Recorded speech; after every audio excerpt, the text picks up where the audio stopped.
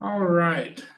So as I said, we're going to talk about the residential purchase agreement and some of the subsequent paperwork that goes along with that, but with that in mind.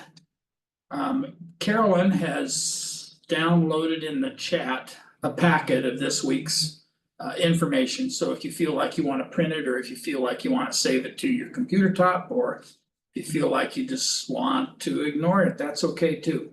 But it is there. And it is for your use if you decide that it would be a benefit to you. She will also probably download it a second time during the meeting, because as we have people move in a little later, the chat kind of disappears. Not sure how that works, but anyway, it does. So every contract that we do, and this certainly is a contract, this is the beginning of the RPA, which is the residential purchase agreement. Every contract, residential purchase agreement, residential listing agreement, BRBC, vacant land, commercial, every one of them starts out with this disclosure regarding agency relationships. So you've heard me talk about it before on previous things. It's the same form that goes out to all of those. It is just identifying the different types of relationships that might be available on a particular transaction. So I can either represent a seller's agent, or since we're filling out an RPA, it would be a buyer's agent. Sometimes I'm going to represent both sides, which you've heard termed as dual agency. And that is that happens occasionally. It doesn't happen often enough for those of us that like representing both sides. The advantage of representing both sides, obviously, is even if you take the added commission out of it, the advantage of representing both sides is that you have pretty much total control of the transaction. But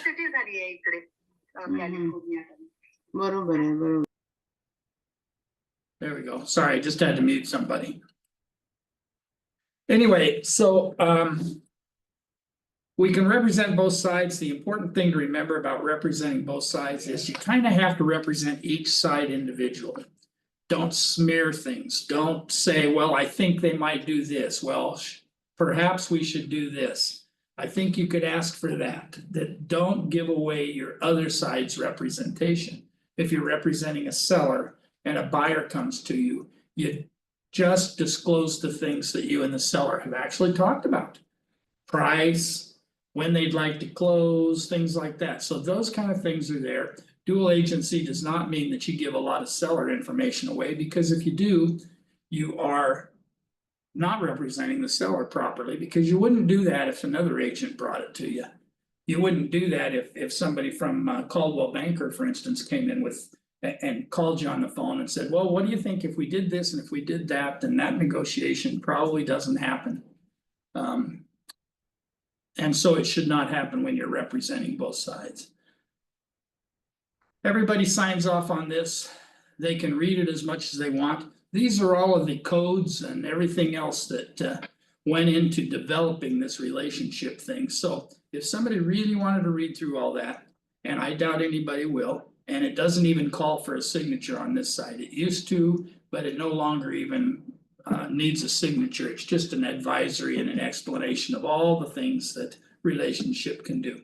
So let's jump into the I'm going to bounce past this for a second. I know, if you get visual sickness, don't watch me scroll here, but I'm going to bounce past this just for a second, and I'm going to get to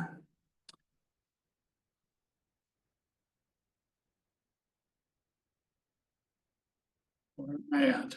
See, now I can't even remember where I'm at. All right, here we are.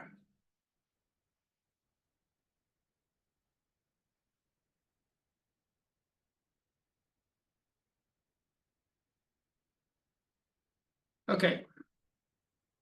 So prior to a residential purchase agreement, you, because of new guidelines and laws that are in place, we have to have And you know this, we've been preaching it since the middle of August. But you have to have some kind of a representation agreement signed with your buyer. So this actually is part of your, the part of your transaction that's gonna start first. Hopefully, it's gonna start when you're out showing property. And it actually is supposed to be before you show property. And there's two different forms. One is this one here, PSRA, the Property Showing Representation Agreement. And this is it's kind of a short representation agreement. It's the short form, if you would. And it has a couple of properties on there that you're showing. You're only showing them these properties. You're not gonna show them other things down the road. You have a limit on this one of 30 days. That's the representation period on this form. And you can see it says right up here, limited number of properties only, and it's non-exclusive only. And it identifies it right here as not to exceed 30 days. So this agreement is just kind of the preliminary one. If people come into your open house, somebody wants to talk to you about it, somebody wants some representation. You can get one of these signed, and it really only identifies maybe this property that we're in. And maybe they ask for the one across the street. Now, you wouldn't have these necessarily typed out. I typed them out because it's easier to read typed print off the computer than it is to read my doctor's scribble. And no, I wasn't a doctor before this, but I write like one. So anyway, this would be handwritten probably because you would carry those with you when you went to do an open house. So you might carry one with you if you know you're gonna go to one specific property and then they wanna see a second or a third property. But that is the idea, is to keep this limited, and limited not only in number of showings, but also in number of days. So the representation period on this was 3/2 and it ends 4/2. That's easy enough to figure out. That calendar is there. The next section is that, and this is the important section, and people panic on this one just a little bit, and they really shouldn't, but I understand the concern. I've been in real estate for 35 years. And in those 35 years, even though we've had discussions about these things, it was never really pushed on us as a have to. And since it wasn't ever pushed on us as a have to do, we didn't do it. And that is, I won't say we as the entire broker population, but in general, we did not discuss this ahead of time. This was something that was always identified by the listing agent, and it was further identified in the MLS. The MLS can no longer identify that. So amount of compensation, it's important to have that down. It's important to have that discussion ahead of time. It's important to talk to people about how the program works now for purposes of transparency. The seller will agree to pay a seller's part of a commission. The buyer agrees to pay the buyer's part of the commission. In our negotiation, we're going to ask the seller to pay for the buyer's part of the compensation as well, or we're gonna ask them to have a concession that includes the buyer's agent concession. But you can go to the broker compensation page, 2 pages, and you can go over that information with them. It helps them really identify it just a little further. But bottom line is that we want to protect your compensation as a buyer, and nothing else does at this point in time. I was asked today if they write it in a contract, doesn't that, if they write it in a contract, the RPA that we're going to go over momentarily, and we'll touch on it a little bit heavier there. But when you go to that section, you'll fill out a percentage, and if the seller agrees to it, then the seller agrees to it. But it does not take the place of this, because this is a representation agreement first and a compensation piece second. So the price, I put a 2.5 in here. Notice that I wrote over here sample only and circled this real estate commission is not fixed by law. That's negotiable between you guys. If you feel like your workload has been light, if you feel like your workload is heavy, if you feel like you're gonna show them tons of properties and be with these people for. A whole 30 days and things, that dollar or that percentage may be different. But it's negotiable, so you can talk about it at the time. The broker receives compensation from the seller, that's what I just said a minute ago. And. If it's not, and anything over this amount does not get credited to the buyer or credited to you. If we agree to 2.5%. And the seller was willing to pay out 3. Then that doesn't change the amount that anybody has to pay. It has to be modified with the MTBR, which is modification of terms to the broker's representation agreement. And so anyway, those amounts can be changed, they can be renegotiated and things, but this is the amount that the buyer is going to have to pay, or the buyer is responsible for, unless the seller will come to the table and help supplant some of that or all of that. Continued right of compensation, the continuation period.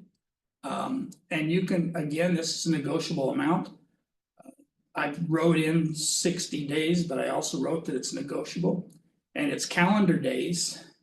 And it's after the representation period. So I showed you these houses on Banana Peel and Orange Peel Way. And I provided you an opportunity to get into the house, which you took advantage of.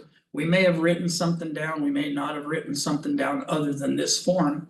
But if you come to the table, if we expire on 4/2/25, like this says.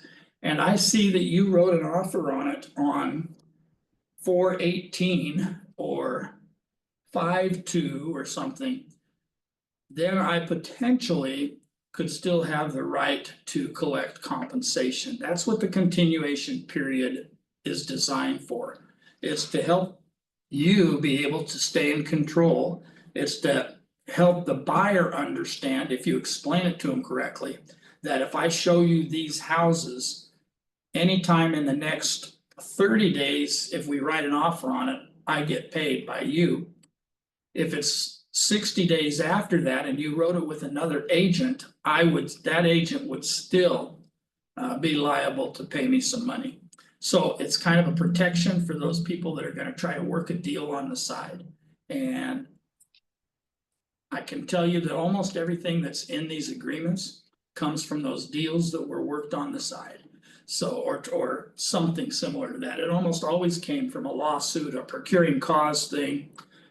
There was all kinds of things going on when we didn't have this form and or the next form that we're gonna go to.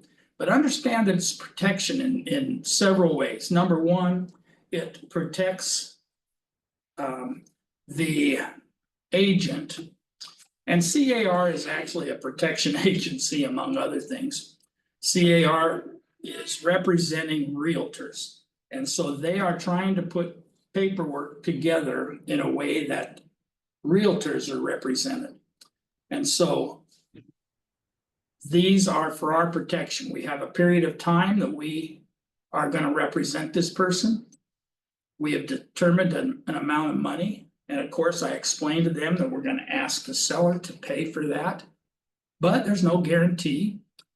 And that if you go and buy it from somebody else within 60 days after that, after I've gone to all the work of showing you and getting you comps and doing all the things that I did, then there's a possibility that I could still be due some commission. Cancellation notice. Terry, I have a question about the commission. Yeah, go ahead, Monica. So you said the listing agent is the one that is supposed to pay the buyer's agent when the buyer went to another agent? Is that what you said? Okay, I hope I didn't say it. So who's entitled to pay Okay, the so here, first agent? yeah, all right, so the buyer representation agreement is between the buyer and you. Right, and so the buyer is ultimately responsible to pay if the listing agent can't help negotiate with the Right. seller. Okay, that's what I wanted to know. Okay, yeah, I'm glad you asked the question. We're on the same page then. Thank you. We want to make sure it's straight. And another quick Terry. question before you go on. Yeah, go ahead. Is there a minimum requirement from the company as a commission percentage? You know, there is, we don't have numbers in writing somewhere that says if you don't get this, don't take the listing. However, I will say, just as kind of just a little caveat to that. And that is that if you're having to take much less than, you know, like 1.5% or 2%. I think it's worth having a discussion with myself or with the broker or with your regional rep or something like that and see what they say about it. A lot of times it has to do with price. And price point, you know, if you're dealing with a $2 or $3 million property, then the price point maybe, since it's that high, you may have a little bit different commission arrangement, because if you can make, you know, 25 or 30,000 or $40,000 off of a 1% commission or something, then that's a possibility that that's worth it. However, don't devalue yourself. You guys work hard. I don't know if you know that. I don't think I have to be the one to tell you that you work hard in real estate and you do a lot of work that you don't get paid for. And I know it's not up to one person to make up all of that money that you didn't get paid by anybody else. But at least at this point in time, that's the way that we move forward on these. I know that Department of Justice and a few others, they'd like to see us have flat fees and stuff, but don't devalue yourself. If you get down to 2% or something, make sure that that's still enough money to cover what you think you're going to do and the amount of time that you're going to spend. And don't put yourself in McDonald's wages and things, because you're a professional, you're trained, you have a license, you've got other expenses, and so you've got a lot of things that you're going to incur. And so I would say that, to answer your question really short, is that you can negotiate. However, if you're negotiating too low, and we're not going to check up on you, I don't read everybody's contracts to say, oh my gosh, they only put in 0.5% or something. But if you get down to 1.5, or I'd like to have that not me personally, but one of the regional directors or one of the advisors, or maybe even the broker himself, would like to have conversation to find out where that number came from and find out if there's anything we can do to offset that. We want to make sure you get paid for what you're worth. Terry, I have Well one said, final well said, question. thank you. Yeah, thank you for that information. Another question, just from a due diligence perspective, is it wise to ask them if they are under contract with an agent prior to you taking them on as a possible buyer's client? Yeah, absolutely. Okay. It's always good to find out if they're working with another agent, and one of the things that it says, and we're not going to go through all the details of it, but one of the things that it does say in here is that they are not working with another person. This is a non-exclusive, however. On this form, it's a non-exclusive form, so they can work with other agents if you're not doing your job. I know that wouldn't be a problem, Christopher, but you never can tell. And you know, you slip back for a day or two and somebody slides in and picks it up from under you. And those things are all possibilities, but you absolutely ask those questions. In fact, we have another class that I do, I don't know, once probably every other month or something. It's kind of in our rotation, but it has to do with buyers pre-qualification and sellers pre-qualification. And of course, sellers pre-qualification has to do with getting them lender approved and all those kind of things. But there's also a list of pre-qualifying questions to find out if they're really a seller. And the buyer has the same thing. It's the buyer is there's a list of questions there to try to find out if they're a serious buyer. And one of the top 2 questions that's asked on there is, are you currently working with another agent, or have you signed an agreement with another agent? And if either of those 2 get answered yes, then I would like to see, as an agent, I'd like to know if it's an exclusive or if it's non-exclusive, and what their time frame is and things. So if I can find out that information, then it helps. So absolutely, that's a great question to bring up right in front.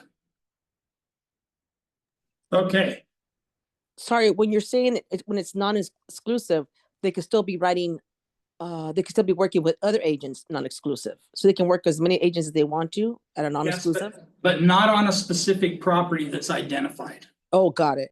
That's the key. If you identify specific properties, then you still have the potential to get paid, for lack of a better word. And but you know what, a buyer has some options too, and they should have. I don't know how many of you have gone to, I know every one of you, I don't even have to ask. But I know that every one of you have gone to a car lot, for instance, and talked to one guy or one gal, whatever the case may be. And is that always the person that you buy from?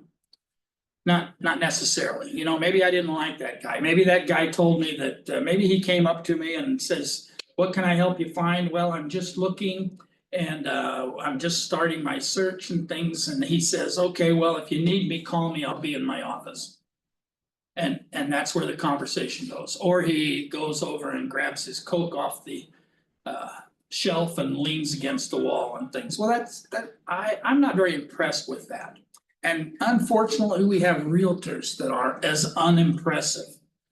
They are equally unimpressive. They call me once, they talk to me once, or they saw me in an open house once, and I don't get back to them. I don't follow up. I don't do anything else with them. We don't put them on any of our systems for marketing. And we just kind of drop the ball, and then we're mad when they write with somebody else. And so there's a whole list of things on this form and on the next form, so we can cover it here and we won't have to cover it on the next one. But broker involvement, and it says here, buyer physically entered and was shown property by the broker. So did we physically go in? Am I the one that opened it up for you? Am I the one that took you in and showed you the property? Did I at least show you the property virtually? Can I do that and show some involvement? Yes, if the person lives in Georgia and they're thinking of moving out here and we've had conversations back and forth and I'm representing them and trying to find a property somewhere in Orange County or Riverside County or whatever it happens to be, then I can virtually show them a property. How do I go about doing that? Well, if there's virtual things online, I can do that. I can go out with my little phone. And when I say I'm kind of, I shouldn't say I, so you guys probably can. I don't know, I have problems with all of that transferring videos and stuff because I'm old and decrepit and all that kind of stuff. So when it comes to technology, but bottom line is that is considered involvement. Obviously, if you submitted an offer or submitted anything in writing, some kind of an offer or something to acquire, lease, exchange, or obtain an option on a property, that's involvement. You're heavily involved. If you performed a market analysis and did all and maybe retrieved stuff from the city or the county about building codes and other things, you've shown involvement. The only thing that so all of those things that we would do normally for people, those are considered broker involvement. And if we're doing those things, then we have a right to try to get a part of the money or money that we're due or money that we're owed for properties that we had signed up and shown.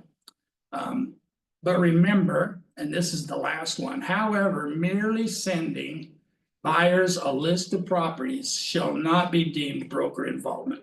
So if I go through and I click a whole bunch of Orange County properties or whatever, I pick a city over there, or they pick a city over there. We're Huntington Beach, we're looking for Huntington Beach. And I send them just a list of Huntington Beach properties and hope that they call me back on one. That's not broker involvement. There's no procuring cause there. You did the same thing that Zillow did, or you did the same thing that Realtor.com did. So you haven't gone above and beyond to do anything. And over the years, we've had, one of the things that's good about this buyer representation is that over the years, we've had procuring cause cases popping up all the time. And procuring cause is, hey, you know what? I showed that guy a property and then he wrote it with Caldwell Banker. Well, was there a reason for all that? So then if I wanted to try to get any money, I would have to prove that I was actually the procuring cause. And again, just sending it to them in the MLS was deemed not to be procuring cause. Anybody could do that, plus they have all their own options to find out about it. So involvement is the key, and communication is the key to involvement. If I'm on the phone with them, or I'm emailing them, or I'm sending them stuff and things, I'm involved. If I'm really involved, they're not likely to go someplace else. The people that go someplace else generally go there because the guy that I thought was going to represent me, that lousy Terry Ryan guy, I talked to him one time and he hasn't done anything that he said he was going to. And that's where the legal system would actually, they would be in favor of the consumer at that point in time. They obviously wouldn't be in favor of me unless I could prove a long list of things that I had done for him. So I hope that answers that question, and that's a great response. Okay, so this is the bigger one. And when I say bigger, I mean, it is bigger. It's 5 pages instead of 3. So it's bigger in more than one way. But this one identifies the same type of thing. However, it identifies it for extended periods of time. If you notice here, it says not to exceed 3 months, where the other one was 30 days. So that's, that's 3 times as much. So I put on here 3/2 to 6/2. So that's my date of representation. Here's where you can do it, the type of representation. Now it defaults to non-exclusive, and you'd have to check exclusive if you wanted to exclusively represent them. Now let's just talk about exclusive and non-exclusive for 10 seconds here, now maybe 30 seconds. But if I have a specific property, if they have a specific property, they have a unique situation, they're looking for that house that I'm going to have to go out and dig for because there's not 20 of them popping up on the MLS. It's something that's on a bluff overlooking the beach. It's in the trees and the whatever and the mountains, and I want to be close to a ski slope. But if they have some real specific things and I am prepared to go out and work hard to make sure that they get that, then obviously exclusive would make the most sense, because as long as I explain it to them, what exclusive means. Okay, Mr. and Mrs. Jones, I am going to spend a lot of time looking for this particular property for you. And every time I have anything that comes up like that, you're going to be the first one I notify and things. If you're talking about a condominium complex and they want a specific one because of, again, specific reasons, then maybe exclusive is the best way to go. Exclusive is going to be hard to justify if anybody ever took it to court when it's a broad-based search. I put down here just for the heck of it, I wrote Riverside County and I wrote Canyon Lake as a city. Now that's identifying it sort of, but say Riverside County, where are you competent? Now Riverside County has a lot of cities in it. I don't know how many cities it has, but it has a lot of cities in it. So am I really competent everywhere in Riverside County? Maybe the answer to that is yes. Maybe I've lived in Riverside County all my life. Do you know how big Riverside County is? It goes all the way from Orange County line all the way to the Arizona border. So am I competent in Blythe? And I'm not picking on Blythe, it's just that's the last one that you hit before you go over the border if you're on the 10. If I'm in San Bernardino County, same type of thing, it goes all the way to the county. If I'm in Imperial County, some of those are going all the way to other state lines, and am I really competent in those areas? I personally am not. And even though we work out of Marietta and things, if somebody came to me, in fact, I had a referral that I gave away a while back, but it was in West Hollywood Well, I don't know anything about West Hollywood. I sold a house for them in the area that I was competent in, and they loved me so much, at least that's what they told me. They loved me so much, they wanted me to represent them in the sale of their property in West Hollywood. Well, I don't know anything about West Hollywood. In fact, I do everything I can to stay away from West Hollywood. Because I don't know anything about it. I mean, I could drive through it. And, you know, it's interesting to see some of the things, and I know that there's interesting things in Hollywood. I've been there many times and, you know, gone to the Pantages Theater and all that kind of stuff. None of those have anything to do with real estate. I don't know where the good, the bad, the ugly, I don't know where senior communities are versus the young folks community. I don't know any of those things. So where am I competent? So when you're trying to do exclusives, make sure that you nail down something. We had one that we did the other day that we did an exclusive because it was somebody looking for a horse property. They didn't want anything else. They wanted a developed horse property. So that's gonna take some time to talk to people that have ranches and things. You don't look on the MLS and find 20 horse properties listed there that are developed. And so that's gonna take some time to put together. So pay attention to those kind of things. Notice that the property type defaults to single family residence. Or if they're not looking for it, don't show me a single family residence, Terry. I don't wanna see, I only wanna see multiple units. I only wanna see commercial. Okay, so eliminate single family residence. Otherwise, it defaults to that. And you can check any of these others that they actually want you to look for. So to protect yourself and to make sure they are on the same page as you are with regards to finding property, you check the box. We're looking for multifamily. We're looking for 2 to 4 units. We're looking for 5 or more units. Whatever it is we're looking for, identify those things. And again, here, if you check this box, specify properties, like I said just a minute ago. I only want developed horse properties. I want corrals, I want barns, I want whatever. All right. An additional description, I would hope you wouldn't go to this point, but you could, I guess. Somebody could put some real specifics in there if they wanted to.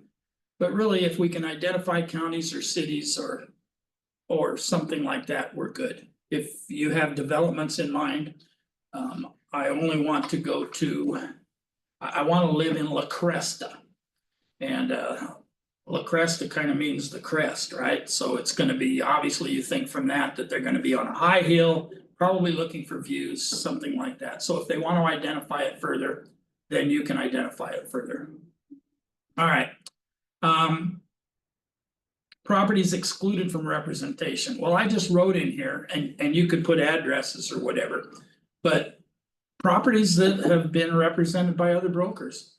Like Christopher said a few minutes ago, when I asked them if they if they've been with another agent, and they say, well, yes, we've been seeing some properties. Well, I'd like to identify those properties if we can, and maybe we have to identify them on a separate list so that I'm not duplicating efforts and putting myself in a position to go to court. Amount of compensation. Okay, we put 2.5 on the other one. I put 3 here, not for any reasons particularly. I just wanted to show you that you can put whatever you want in there. This is a sample only. Don't beat yourself up value wise. I said before, and I'll say it again, you guys are worth money. Took you a while to get your license. Took you a while to get your first deal. It's going to take you a while to get your next deal. And all of that time is worth money. All right. So other than that, this pretty much wraps up the same way as it did before. I'm not going to go over broker involvement again to see whether you were involved. But this is the BRBC. All right. You can see it's 5 pages. And everybody signs off on it. Everybody knows what's going on. And we're good to go. So when there's a new law that came out. We've done some classes around in some of the different offices on 2025 new laws. And I'm not going to use this time to go through all of those. But I will tell you that one of the new laws And if I backtrack for just a second, the NAR settlement took effect. It was actually proposed in March of 24, and it actually took effect August 17th of 24. So that is when this form became mandatory. However, it was an NAR settlement. So at that time, it was mandatory only for realtors.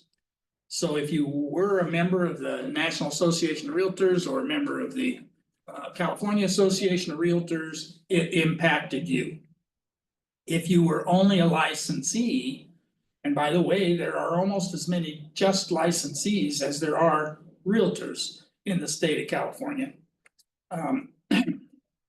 Then you weren't impacted by this because it was a realtor thing. Well, that didn't seem fair and just to California Association of Realtors and a lot of attorneys and things like that. And so they got sponsorship from legislators in Sacramento. And they passed a law that took effect. It was signed on the governor's desk and it took effect January 1st.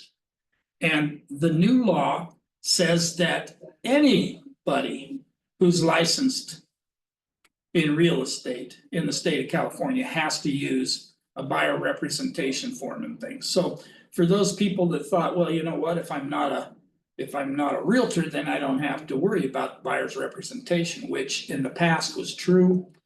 Today, it's not. Today, you have to have a representation agreement. Now, that being said, since they haven't been members of CAR or NAR or anything, they've just been kind of rogue. From that standpoint, I'm not saying they are bad people, I'm just saying they've been kind of rogue.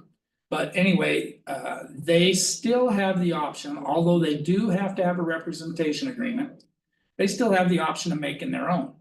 They don't have to use a CAR form. So the buyer representation and broker compensation agreement is required for realtors.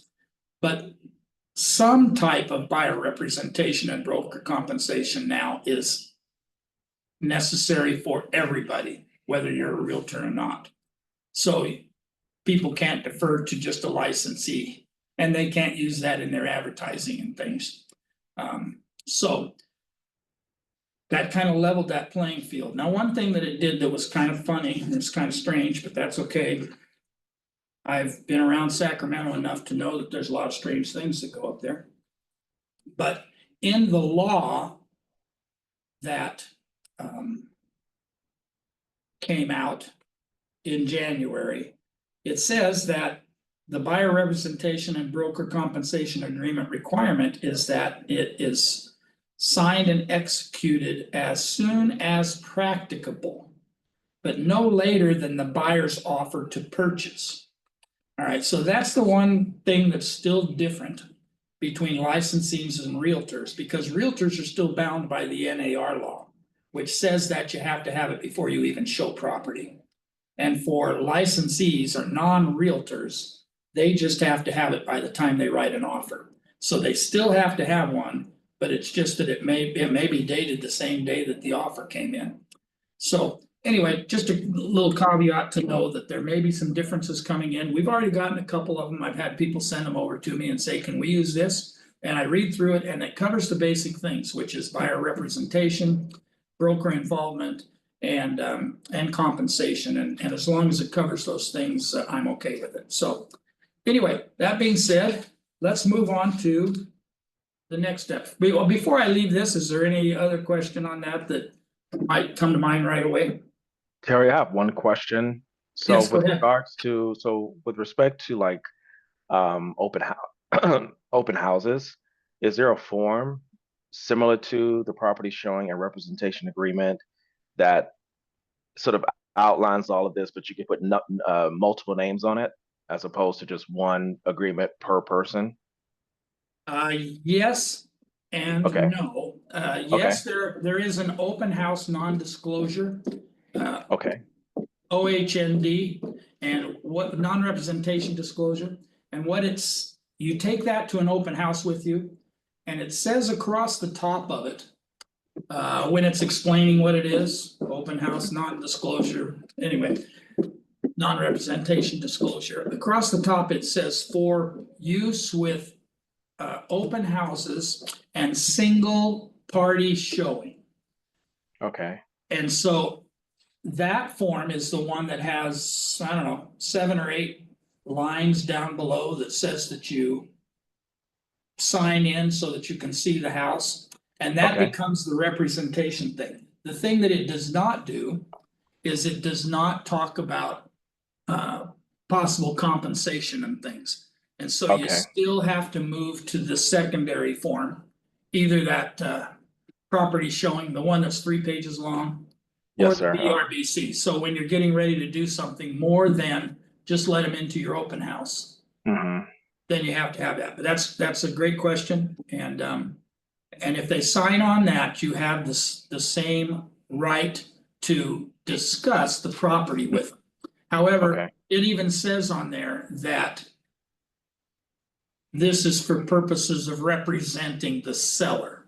So Mhm. it doesn't indicate that you're representing the buyer in any way. You still have to move to the other ones, one of the other two, to represent the buyer. Okay. I'm sorry, Great, what thank form you. was that? I sorry, I missed that. It's OHND are the initials. It's the open house non-disclosure, non-representation disclosure. Thank you. You're welcome. Actually, Okay, I found it. Yeah, did you? I see it. Yeah, it's called the Open House Visitor Non-Agency Disclosure and Sign-In. Yeah, And it that's has a a list. long name, isn't it? Yeah. It is really.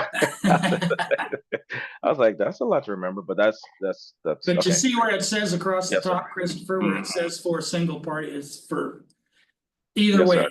Yeah, Thank you. you betcha. Okay, so now we've gotten all of the representation out of the way and we've gone out and shown them houses and oh my gosh, they found one that they loved and they want to write an offer on it. And we're all gung ho and excited. And so we're gonna spend just a few minutes here to go through the California Residential Purchase Agreement. Now, I want to identify just one thing right off the bat. This is the California Residential Purchase Agreement. It's referred to as the RPA. And this is the one that's going to appear when you go to all forms on the CAR forms site. In zip forms, you're going to see that this is one of the ones right at the top on the right hand side. So it's easy to find. It gets downloaded with several forms, and we're going to touch on those here in just a minute, but I'm going to go to the purchase agreement itself first to make sure we have enough time to cover that. But it goes through several forms that are actually necessary disclosures to put together an offer. One of them has to do with fair housing. And we all know what fair housing is. One of them has to do with possible representation of more than one buyer or seller. If I find a house that I want to write an offer on, or somebody wants to write an offer on, and I have 2 other people that might be interested in it, I might be representing a couple of people. I might write more than one offer. We may have more than one seller involved in the sale of the property. Whatever it is, it lets you know that there's possible representation of more than one buyer or seller. And PRBS. And in addition to that form, there's the California Consumer Protection Form. And that one's talking about wire fraud and some of those things. It's very short, it's only a couple paragraphs long, but it does need to be signed by the buyer. And there's also a form called the I'll tell you what, let's just go to the agreement and then we'll get to them when we get to them. But I do want you to know that when you click on RLA, you're gonna get dropped down about the RLA and all the forms necessary. And when you did the RPA, it's going to drop down a bunch of forms that are disclosure necessary. So we'll touch on those if we have time here, but let's get to the purchase agreement itself. Now I have to spin you all the way back up to the top. Close your eyes.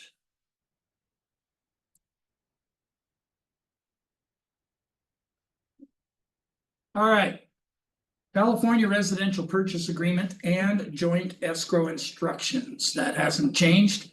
There were a few revisions in December of 24. So for 2 months now, we've been using this form. Probably there's going to be a couple of other minor revisions, but there's not going to be any major changes. But twice a year, CAR goes through and revises or puts together new forms, as the case may be. The 2 times a year that they do that are December and June. So by June, any changes that are gonna come out for the next half of the year will come out to us and we'll have time to discuss them at the time. But let's just go through this. I'm gonna pretend that none of you guys know what this is. And if we work it that way, we won't miss anything. So, date prepared, March 2nd, 2025.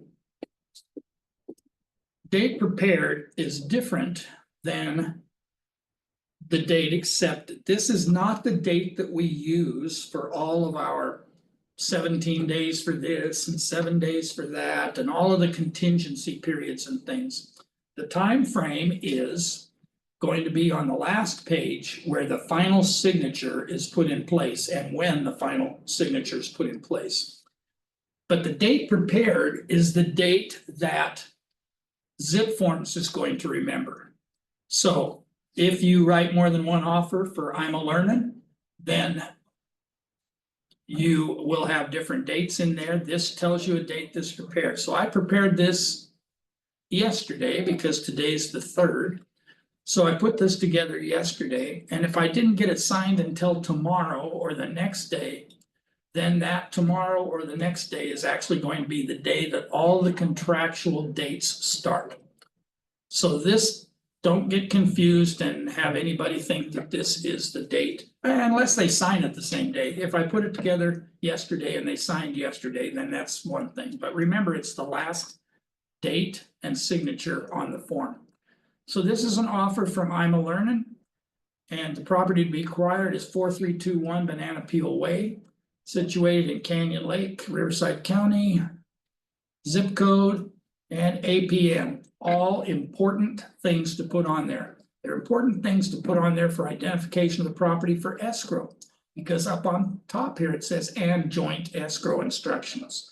So don't leave them doing all the searching. If there's one thing that can cause you escrow issues and delays potentially, it has to do with not having complete information. And then escrow has to either call you or they go dig it up themselves, or they call you and you don't call them back, and we have problems like that. And so fill it out completely. This will help on both sides. So when you fill this out, first thing on here, it says disclosure. And you know that form that I just showed you a minute ago that was the disclosure regarding agency relationships. Buyer's agent is not legally required to give to seller's agent the AD form as signed by the buyer, and seller agent is not legally obligated to give you. So don't bother asking for those things. I've had, and it happens all the time. Not all the time, but it happens a lot of the time, where people ask for the agency disclosure. Well, I want your agency disclosure. Well, you don't need my agency disclosure. And if you read the thing under agency disclosure, it says that I'm not legally obligated to give you those. So I'm not gonna, or I will, whatever the case may be. But at least you're not obligated. Don't let them turn around and say, well, you have to by law, because by law you don't have to. Seller's brokerage firm. And I wrote this down this way specifically so you'd understand the difference, but seller's brokerage firm, okay, that's the listing agent, is from Century 21 Masters. Here's the license number, here's Les agent, that's his name, and here's his license number. And notice that it's checked both buyer and seller. And the reason it's both buyer and seller is because Century 21 is actually the listing agent and it's actually the selling agent. We are representatives of Century 21 Masters, but we are not considered the broker. So is the broker representing both? And in this case, Century 21 and Century 21. Yes, they are representing both. If this were Coldwell Banker and Century 21, then obviously this one will be representing the seller and I would be representing the buyer. And so that's the difference. But just remember that it doesn't mean that Terry Ryan and Terry Ryan have to be representing both sides. It means that our broker is representing both sides. And our brokerage is Century 21 Masters, so it is acting as a dual agent. That makes sense? Very good. All right, C. More than one brokerage represents. Okay, so now this doesn't happen a lot, but it does happen occasionally. We cross over lines.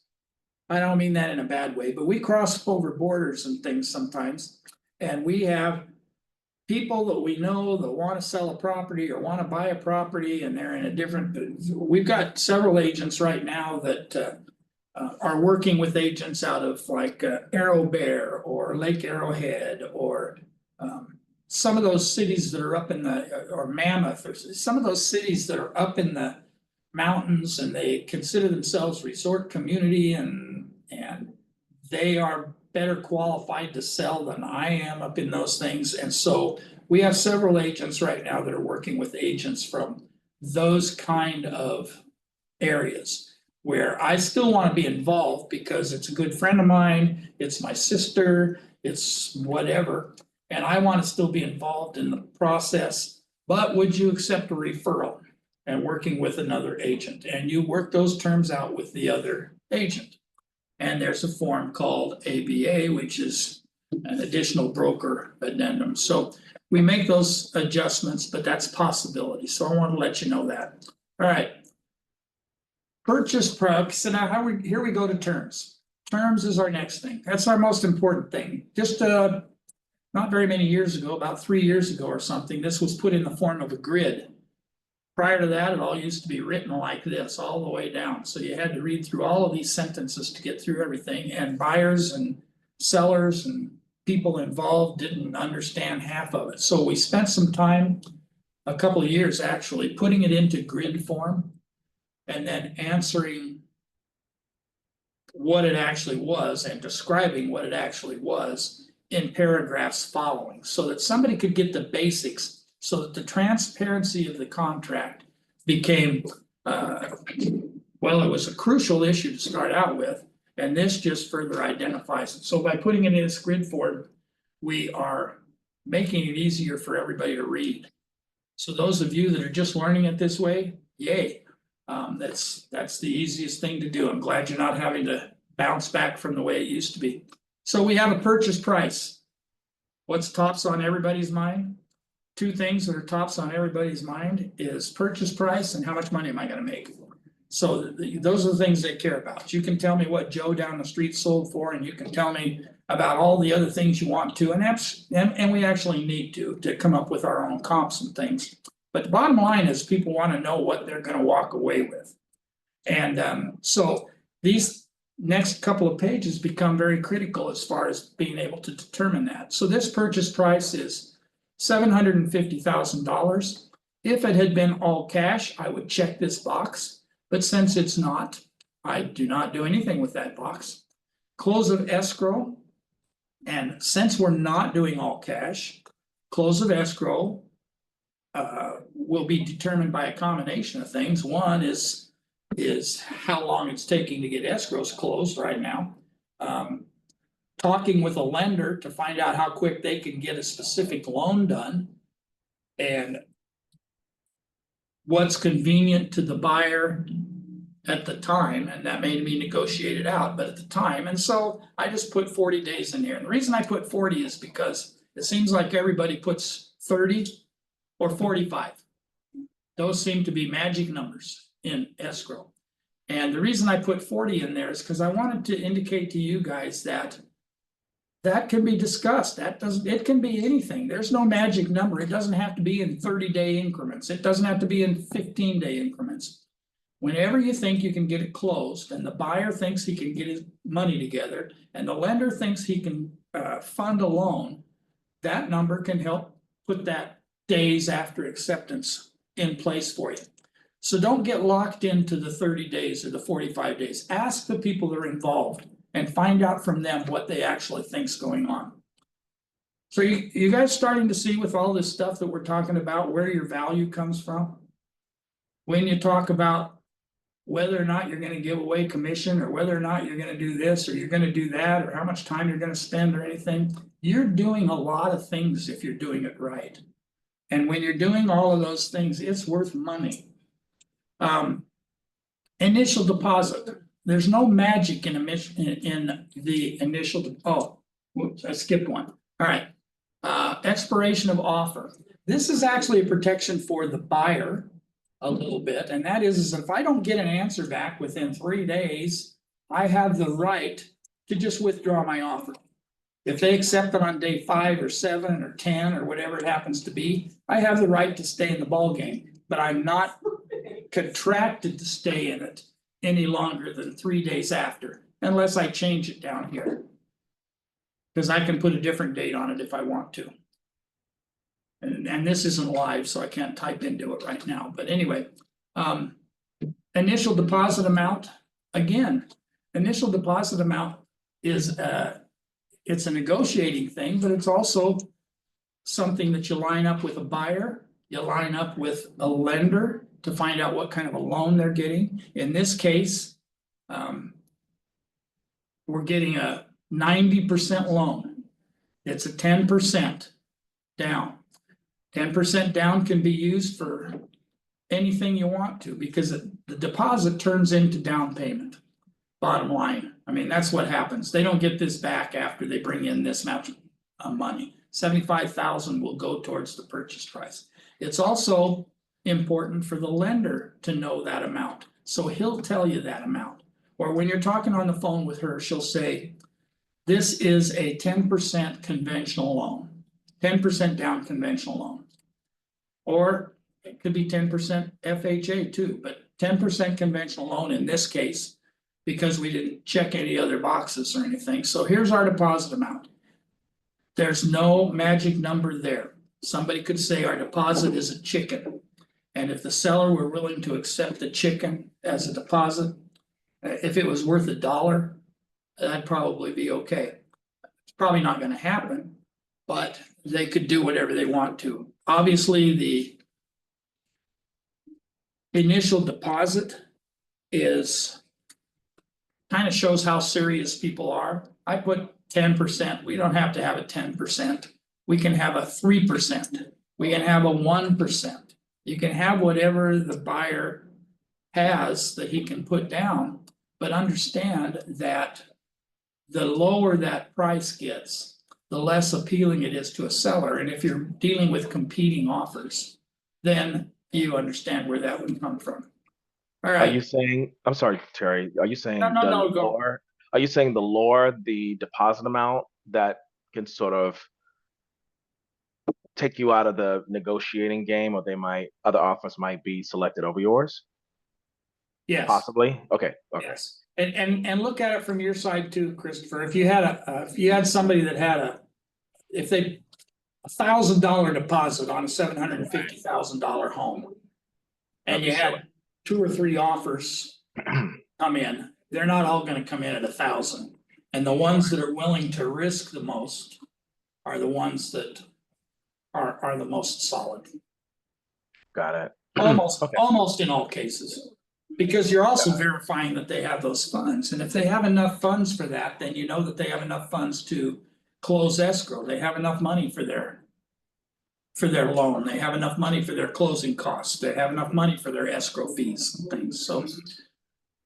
I'm not saying that you should pitch this really high, cause you don't have to, but Sure. you do put yourself in a better position if you have more skin in the game. Thanks for that. Appreciate it. Yeah. Okay, all of this loan stuff, first loans, second loans, anything else is all gonna come from your lender. When the lender does the pre-qualification, and you should never write an offer until you've talked with the lender. Obviously, you wanna get a pre-qualification or a pre-approval letter or something that shows that they're going to be able to do that. And then they'll give you all the information. We need a first of whatever, $675,000, we're gonna take out a loan, and we need to be able to not exceed 7% on an interest rate. It's a protection for the buyer. If the lender tells you that they're in at 6.8 right now and stuff, then I might put that as 7 there. Maybe the buyer has to pay points, to obtain the rate above. Maybe that 6.8% is only available if he can come up with another 1 point, which is 1% of the loan amount, to buy down the rate. I don't know what those are. And I kind of left it blank to make sure that you guys knew to go to your lender to get that information. It's not up to us to make things up at this point in time. Talk to the lender ahead of time. He or she will give you those numbers. And then that's what we know to go to the table with. That's what we know to fill in those blanks with. All right, so that's gonna give us a total price of $750, whatever we do. And there's, if you look at all these, there's a lot of different things. Conventional is the default. But there could be an FHA, there could be a VA, there could be seller financing, there could be partial seller financing, there could be.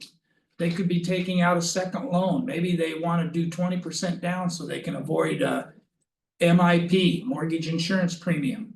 And so what they're gonna do instead is they're gonna take out a second loan amount for 10%. So they've got 10% here, they've got 10% here. So now they're at 20%. And with 20% equity, they can go without MIP on some of the loans. But again, it's in the hands of your lender to tell you all of those things. All right. Second page. Right at the very top, seller's credit to buyer. And notice that over there on the right-hand side, I highlighted 4 closing costs. Okay, this is not where you talk about you getting a commission or seller paying your part of the BRBC or any of those things. This is 4 closing costs. So what, and notice it even says on here, so you put in what those closing costs are, and it does not include buyer broker compensation. So this is outside of that number, right? Because in the next box, it actually, we have to check this box to ask the seller to pay for the buyer's obligation. Now, if you remember on the BRBC, I think we had it written in there at 3% or whatever I think that's, we had on one of them 2.5 and one of them we had 3. But anyway, whatever that percentage is, that's the number that we're gonna bring to the table here, because we're gonna try to get the seller to pay the entire thing. And you know, you'll have this discussion with people, well, I don't wanna pay their compensation. Well, you have your entire life, and actually they're paying for it, the buyer is paying for it themselves. Because you're asking this much for the house, and so it's kind of like who pays for the commission, you know, sometimes they say, some people say the seller does because it comes out of their proceeds, but. That's not always true, because if you didn't have to pay that much money, you would actually be paying less for the house. So it's kind of one of those things where, I don't know who pays it, somebody's going to. My family needs to eat, but seller agrees to pay out of transaction proceeds. And it identifies that so that somebody doesn't think they have to come up with money to start out with. 2.5% of the final purchase price. And so it doesn't change unless you have a flat amount. And we do have some people sometimes that'll put in a flat amount because of the price of what it is they're selling, or something like that. Somebody's selling, we had one not too awfully long ago where the seller says, I will pay $20,000. But it was like a $3.2 million house, so the price would have been significantly more if they'd have gone with a percentage, but they would agree to pay $20,000.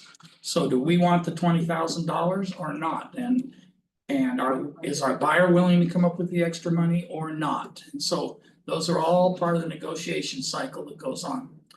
But and then buyer, this is just kind of like a little kind of a reinforcement of what the buyer agreed to. Buyer affirmatively represents that at the time this offer is made, buyer has a written agreement with buyer's broker that is valid, covers the property, and provides for compensation for no less than the amount stated above. So I have that form that says that. I have that, and I'm saying it, and the buyer is reaffirming it, that he knows that form is in place. So everybody knows that form is in place. It is a transparency issue, and I've used that word before, and I'll probably use it again. Because one of the things that the Department of Justice and the NAR and the lawsuits that were going on out of Missouri and Illinois, all of those had to do with transparency. People didn't know what they were paying for.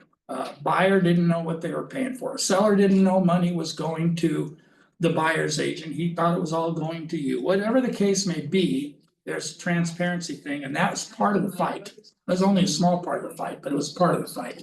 So now everybody knows, right? I've written it on an RPA. So now the other agent and the seller knows what it is.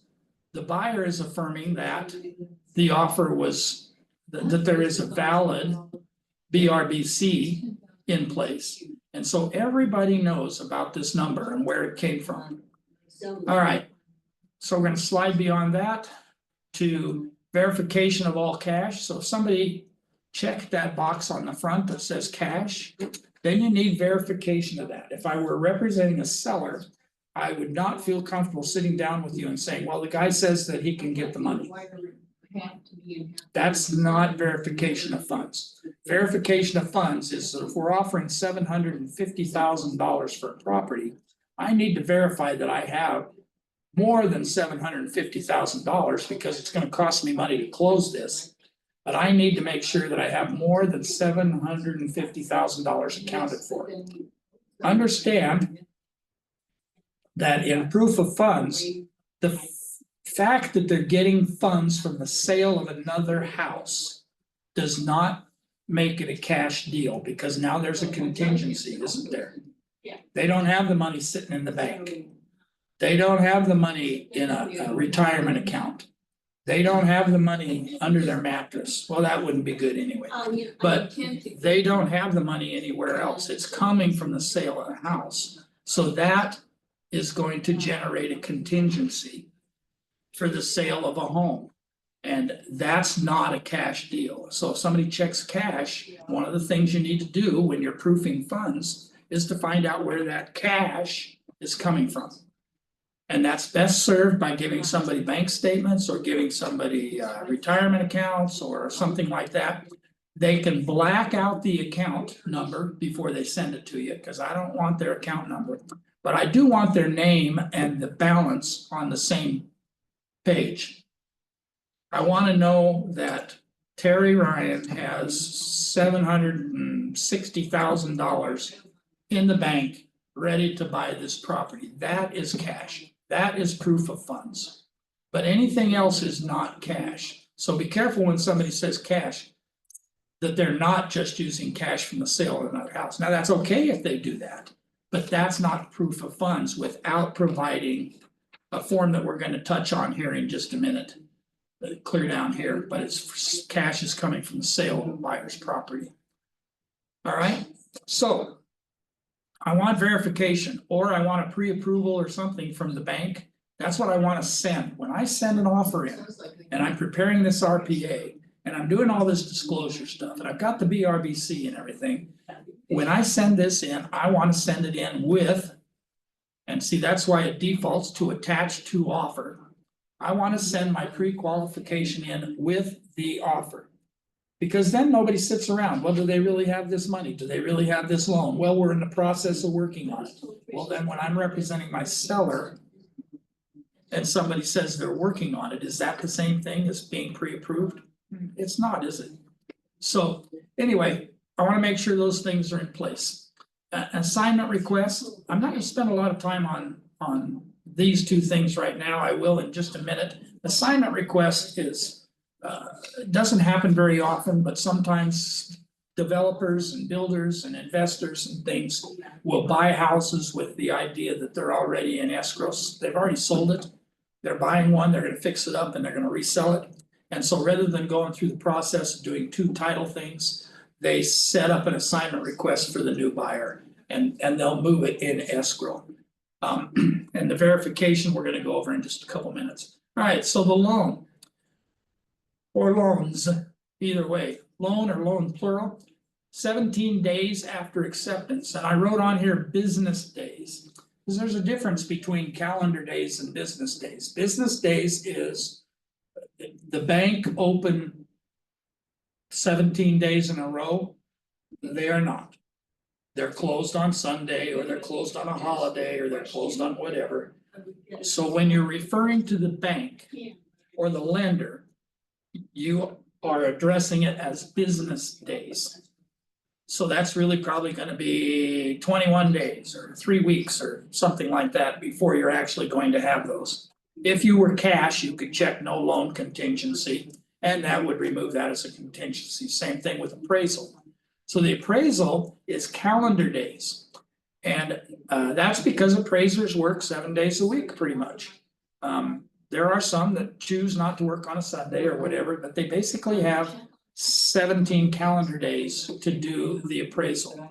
So that we can remove the appraisal contingency. And the bank needs it that quick anyway, because if they're gonna close in 17 business days, which might be 21 or 22 days for them. They have to have the appraisal in order to be ready to approve their loan. So they're gonna want it earlier anyway. 17 days is reasonable. If you have appraisals that have not been ordered on something that you've had in escrow for 7 to 10 days, and they haven't even ordered the appraisal, which is something that's a phone call that you're gonna have to make. But within the first 7 to 10 days, if you don't have an appraisal at least ordered, if you haven't heard from the appraiser to set something up, it's time to get in touch with the lender and find out what's going on. Generally, a lender won't, because the buyer has to pay for it, a lender won't necessarily order an appraisal until he knows that everything else is good to go. So sometimes they stall a little bit, and I get nervous if it takes too long for them to figure that out when they've already given me a pre-approval letter. So the lender, you work with the lender in order to get the appraisal? If there's a problem, If there's a problem, okay. yeah, if there's no problem, if you get a call from the. If you get a call from the appraiser within, a week or something and wants to know if they can come and do your appraisal on Saturday or something, then obviously there's no reason to go to the lender. But if you go 7, 10, 12 days or something and you haven't even gotten that call, it's like, have we ordered the appraisal yet? And that conversation happens with the lender. All right, thank you. I'm a new agent, so I may have a lot of questions here. But And thank you that's so much okay. for your patience. No problem.